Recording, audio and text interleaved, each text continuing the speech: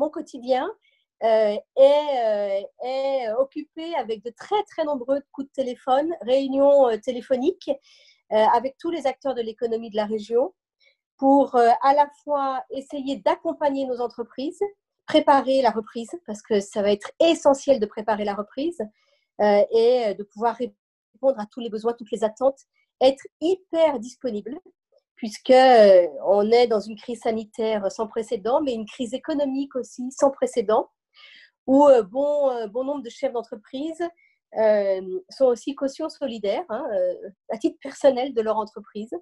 Et quand une entreprise a des difficultés, certains risquent de tout perdre. Donc, ce sont des drames familiaux qui se jouent.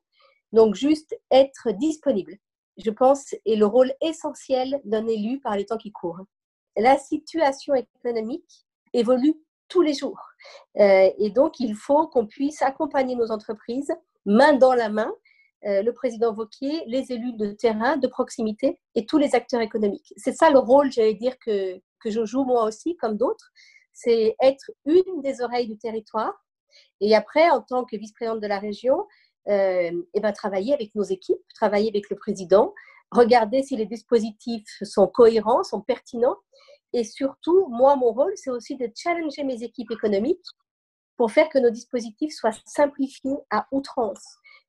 Tous les jours, je leur rappelle qu'il faut qu'on ait un mode d'emploi hyper facile, hyper accessible, avec des vocabulaires économiques, que nos chefs d'entreprise ont autre chose à faire, surtout en ce moment, que d'aller chercher des modes d'emploi ou remplir des dossiers administratifs incompréhensibles.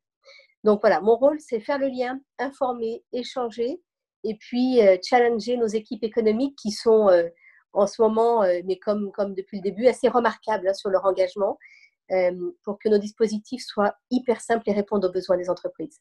Il y a un plan spécifique pour l'événementiel, pour la culture, pour le tourisme, pour les transports, pour les entreprises en fonction de la taille.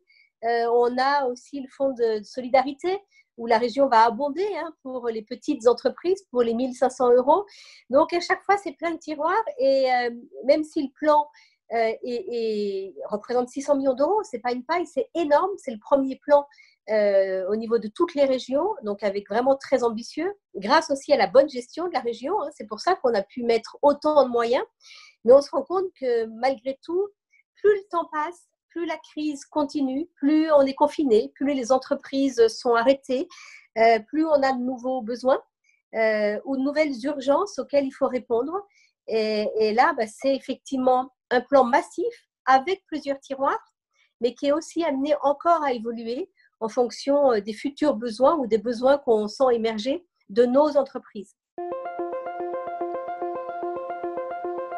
Il y a certaines industries qu'on doit garder sur notre pays, coûte que coûte. Et là, on a besoin que tout le monde soit aligné. Luxfer et Famar, ça fait des mois que Laurent Wauquiez interpelle l'État sans aucune réponse. Et maintenant, on voit qu'on est dans une situation d'urgence.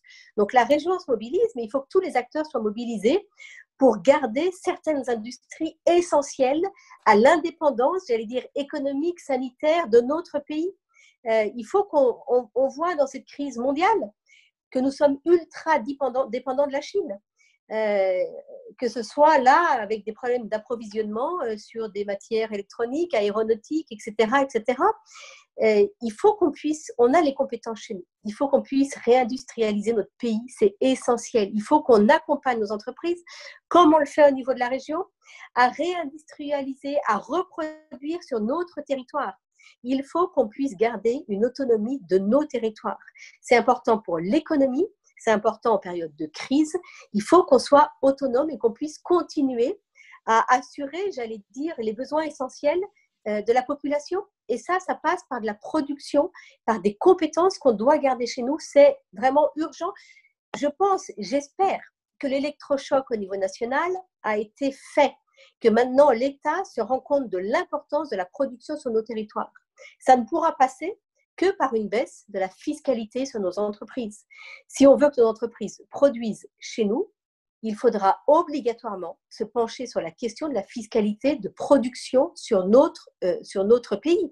On ne peut pas avoir des entreprises, je dis souvent, une entreprise qui produit des cars sur notre territoire, qui est en Ardèche, produire en Ardèche coûte 30% de plus que de produire dans les pays de l'Est ou encore plus loin. Si on veut encourager cette production, là je cite l'écart, mais c'est pareil pour toutes les autres entreprises, il faut qu'on accompagne nos entreprises pour qu'elles soient concurrentielles au niveau international et ça passe par une baisse des normes et de la pression fiscale.